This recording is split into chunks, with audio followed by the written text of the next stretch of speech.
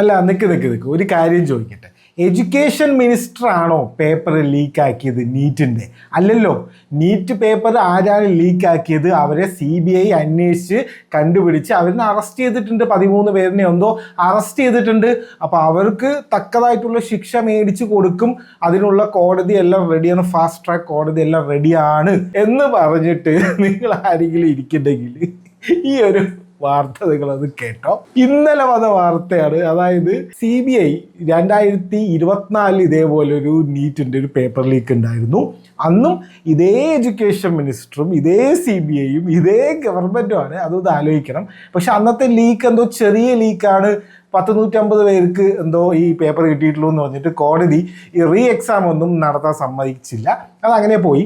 അതിൻ്റെ കേസൊക്കെ നടക്കുന്നുണ്ട്. അപ്പോൾ അതിൻ്റെ മെയിൻ കൾപ്രിറ്റ്, കിങ് പിൻ, അതിൻ്റെ മാസ്റ്റർ മൈൻഡ് ഈ ഒരു പേപ്പർ ലീക്ക് ആക്കിയതിൻ്റെ എന്ന് പറഞ്ഞിട്ട് ഒരാളുണ്ട്, സഞ്ജീവ് മുഖേൽ എന്നോ എന്തോ ഒരാളുടെ പേര്. ബീഹാറുകാരനാണ്. ബീഹാർ എന്ന് വെച്ചിട്ടാണ് പേപ്പർ ലീക്ക് ആയത്. അപ്പോൾ ബീഹാർ പോലീസുകാർ പിടിച്ച് ഇയാളെ CBIക്ക് ഏൽപ്പിച്ചു. കോടതിയിൽ കേസ് നടക്കുന്നുണ്ട്.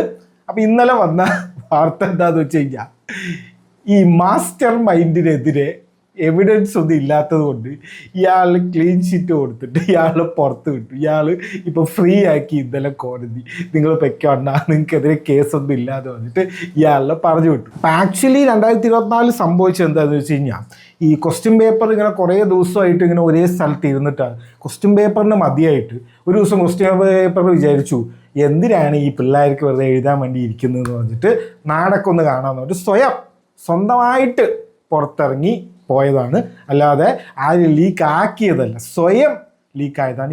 ഈ ഒരു കേസിൽ ആൻറ്റി നാഷണൽ എന്ന് പറയുന്നത് ആ ക്വസ്റ്റ്യൻ പേപ്പറാണ്, വേറെ ആരുമല്ല. അപ്പോൾ CBIക്ക് 2024 ശിക്ഷ ഒന്നും മേടിച്ചു കൊടുക്കാൻ പറ്റിയില്ലെങ്കിലും 2026 മിക്കവാറും പറ്റുമായിരിക്കും. പറ്റി നമുക്ക് പറയാം.